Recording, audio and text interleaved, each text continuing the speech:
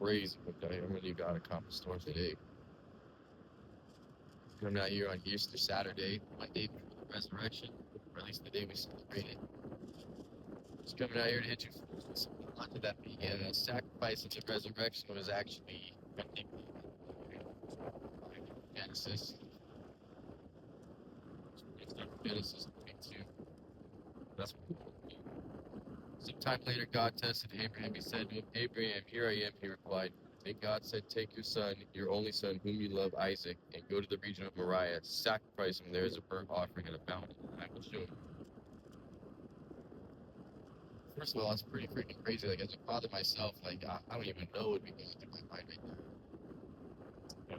God told me, hey, I gotta go sacrifice my son, and like, keep in mind, none of this stuff from any other part of, faith has actually even happened yet. So to have that level of faith and just to say, hey, I guess this is what the higher powers want me to do is pretty crazy. And to have the courage to go out and do it is something to behold.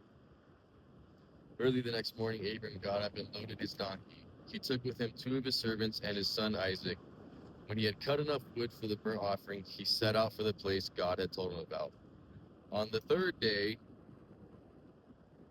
Abraham looked up and saw that the place in the distance. He said to his servants, stay here with the donkey while I and the boy go there. We will worship and then we will come back to you. Abraham took the wood for the burnt offering and placed it on his son. Take note of that. Took the wood and placed it on his son. And he himself carried the fire and the knife. As the two of them went in together, Isaac spoke up and said to his father Abraham, Father? Yes, my son, Abraham replied. The fire and the wood are here, Isaac said. But where is the lamb for the burnt offering? Abraham answered, God himself will provide the lamb for the burnt offering, my son. And the two of them went on together. It's almost like he knew. It's crazy. Like he's going up there to sacrifice his son, but it's almost like he still even knew that it wasn't going to happen. Abraham answered, God himself provided the lamb for the burnt offering. So the two of them went on together. When they reached the place God had told him about, Abraham built an altar there and arranged the wood on it. He bound his son Isaac and laid him on the altar. Man, as a father, that's just crazy to think about. Uh, and arranged the wood on it. He bound his son Isaac, laid him on the altar on top of the wood. Then he reached out his hand and took the knife to slay his son. But the angel of the Lord called out to him from heaven, Abraham, Abraham. Here I am, he replied. Do not lay a hand on the boy, he said. Do not do anything to him. Now that I know that you fear God, because you have not withheld from me your son, your only son. Abraham looked up, and there in a thicket saw a ram caught by its horns. He went over and took the ram and sacrificed it as the burnt offering instead of his son. So Abraham called that place, the Lord will provide. And to this day is said, on the mountain of the Lord it will be provided.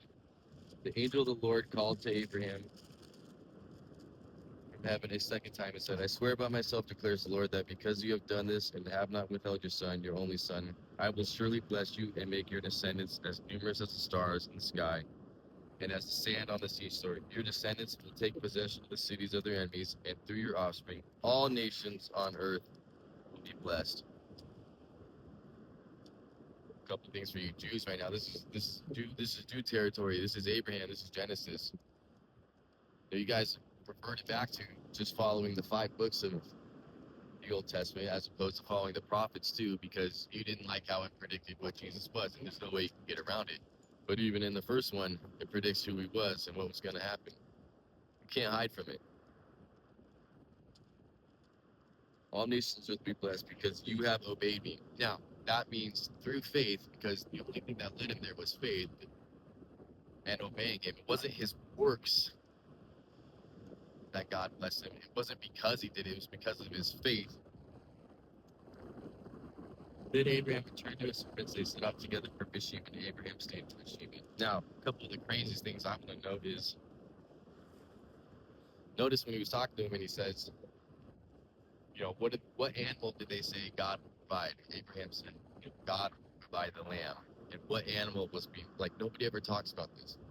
What animal was caught in the thickets that day? A ram, not a lamb, a ram. So that was basically God saying, stop, Abraham. Through your faith, you will be saved. And I will do it, not you. Because then he provided Jesus, the Lamb of God, said to go up the same mountain and to be sacrificed. I believe it's the same place. They say the same reason. It's got to be the same mountain. I just don't think there's any other way. He provided the Lamb of God. What was Abraham's son Isaac carrying up the hill? What was placed on him? The wood was placed on him. He brought it up to where he was going to be sacrificed. The Son of God, Jesus, carried the cross up to the place where he's going to be sacrificed. The ram was set for a temporary atonement for the burnt offering.